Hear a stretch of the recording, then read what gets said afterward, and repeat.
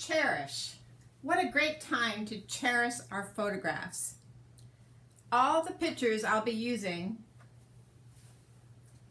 in the next few weeks at Friendship International come from my phone.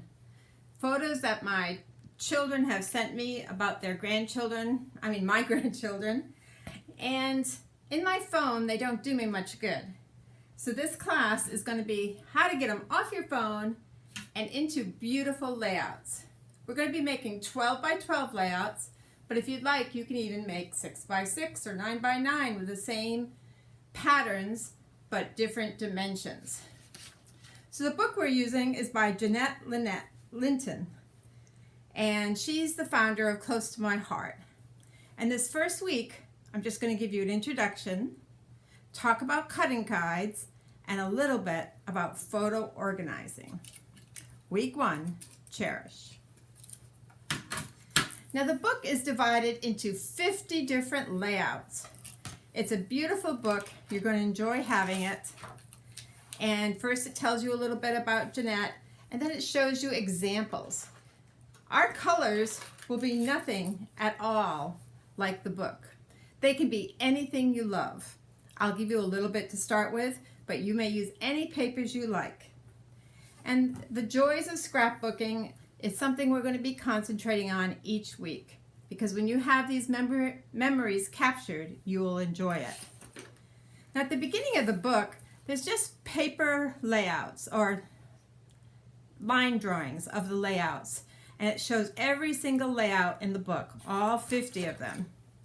And we're going to start with some that are not copyrighted in case we want to share them with other people.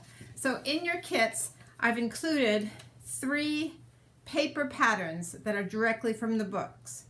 Week 2, we're going to be doing page 34, and I have that marked. But I'm going to use page 34 as an example today to teach you some things. This has a cutting guide under the pictures, and it has just light to dark intensity. You do not have to have 5 different colors, but that gives you an option. And you can even use one of these colors as the background paper. Now beside the cutting guideline, there's a placement guideline, and I will be teaching you about that also. So this is going to be our first layout, and this is how we cut. Now I'm not going to teach you to cut today. I will do that on our live Zoom when we start, but I want to talk about it.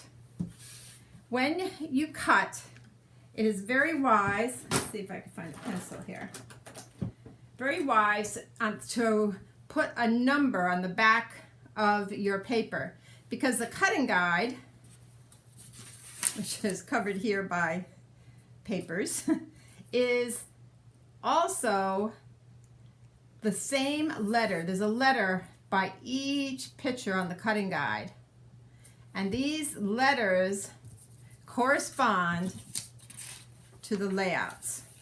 So on our first week, we will be doing this side, the left layout of visual texture on page 34 and 35. So I want to just show you how I do it. I have mine pre-cut, following the guidelines, and my first paper says E, 12 by 6. Now if you look on your folder for doing this side, let's see, E is this paper right here, right in the background. So this paper here is E. If I was doing this alone, I'd probably take a pencil or a pen and write an E on the back. But since I want you to see it, I am putting a Post-it note for visual texture, page 34. There we go, and that's E. My next one is H, and it's 7 by 6. Now, as you can see, this goes into the second week. I always cut 2 pages at the same time. So I would either put an H here, or I would put, let's see, 7 by 6. Let me measure this to make sure.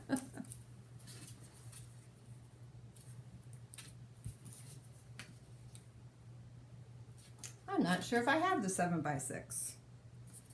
So I'm going to have to check that one. Bad start, right? But I put a tag on each one. So if I go back and look, it's easier to do it right when you cut it out. I just cut them all at once. But this has an E, it has an A, which is the title.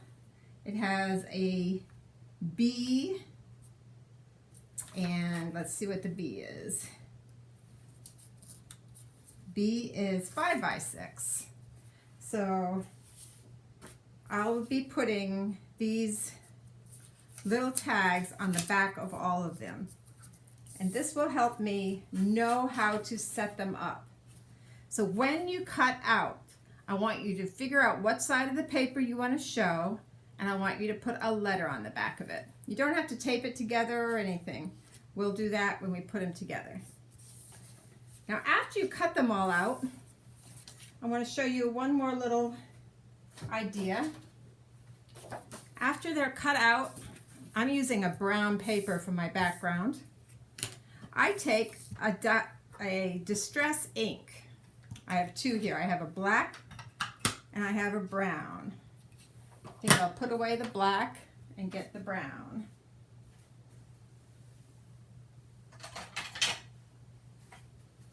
So this is called Vintage Photo. And what I'm going to do is I'm going to put a little bit of ink, and I'm just going to ink my edges. And I'm going to make this look a little bit distressed. You can put it on the table, or you can hold it up in your hands and just rub it across like that. You figure out how you like to distress it. I actually also sometimes just take the whole ink pad in my hand and I rub it across. I find sometimes I put too much that way, but this little bit of distressing will make your layouts look really good. So my favorite way is just to lay it down and put a little bit of ink. So after you cut them out and have them labeled, take a moment and distress your papers. You can even do your outside edges of your big paper. So that's just a hint, not needed. All you need to do is cut out either with scissors or a paper trimmer. But it's nice if you want to distress the edges of your paper. Okay, let me move this out of the way, and I'm going to talk just a little bit about photo organization. As I said, I'm taking photos from my camera. They give you from my phone camera. They give you suggestions, a list. This says it needs 1 4x6, 2 6x4, and 3 4x4. Well, you can get those all from 4x6s. So you pick your favorite pictures from your phone. And I'm even going to use a black eye in one of my pictures, and you can see it wasn't filling the whole page, so I might make that a 4x4. This picture is also smaller, so I just put a color there. So I'm going to do vaccination and school time. 3 of my grandchildren have been vaccinated for the COVID, and I want to capture that moment. Okay? So if you make all your photos 4x6 and then you want to change the size, it's very easy to cut it down to a 4x4. And the only time it's a little hard is when it's a 3x3. So I want the eye highlighted here, so I'm going to use that for my 4x4, even though I cut off the top of his hair. But I want you to think, look at your pile of photos or your phone directory, and pick out the photos that you would like to use at least for your first 2 layouts. So each week we'll be doing just a little bit. We don't have a lot of time. We'll be meeting virtually, at least at first. So after week 1, when I teach you, this is how I'm teaching you, how to organize your photos and how to use a cutting guide and mark your paper. I'm then going to go the next week and we're going to just do one half of the layout, the left side of visual texture for week 2. So you don't have to do a lot a week, but if you get done what I assign you for homework, then, which the first homework is to pick out 2 pages worth of pictures, then you will be ready to get some completed layouts and start a beautiful album that's not on your phone. So that's week 1. Have a great day. God bless.